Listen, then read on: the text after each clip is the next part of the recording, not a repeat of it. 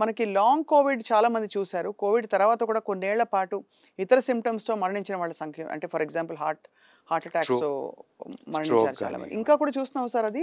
అది కొంత ఫేడ్ ఇప్పుడు ఔట్ అయిపోయిందని ఫ్రీక్వెన్సీ చెప్పొచ్చు. చాలా తగ్గిందండి. సో, ఈ మధ్య చూస్తే ఎక్సెప్ట్ మనం అనుకోవడం అప్పుడు కోవిడ్ వచ్చింది దానివల్ల అయ్యుండొచ్చేమో అని తప్పిస్తే డైరెక్ట్‌లీ దాన్ని కోరిలేట్ చేయలేకుండా ఉన్నాం. రెగ్యులర్ ఇన్‌స్టెన్స్ ఆఫ్ మనకి స్ట్రోక్స్ వస్తుంటాయి, హార్ట్ అటాక్స్ వస్తుంటాయి. బట్ ప్రీవియస్ 2 ఇయర్స్‌లో మనం చూసినన్ని కేసులు ఈ మధ్య కనిపియటం లేదు. ఇది కూడా సార్ వస్తున్న కేసులన్నీ కూడా జీనోమిక్ సీక్వెన్సింగ్ చేశారా? కోవిడేనా? ఏ వేరియంట్ అని వి డోంట్ నో. అంటే పోయిన 1 ½ ఇయర్స్ నుంచి మనం కోవిడ్ టెస్ట్ ఎంతమందికి చేస్తున్నాము? సింప్టమాటిక్‌గా అన్ని ఫ్లూలు ఒకేలా ఉంటాయి. ఇప్పుడు incidentally a serious patient, sick patient on a ventilator మనం స్వాబ్ తీసుకొని దాంట్లో కోవిడ్ పాజిటివ్ వచ్చిందని చెప్పడం తప్పిస్తే దానివల్లనే ఈ ప్రాబ్లమ్ వచ్చింది అని మనం గట్టిగా ఎక్కడ ప్రూవ్ చేయలేకపోతున్నాం. ప్రభుత్వ నియంతృత్వాన్ని ప్రశ్నిద్దాం.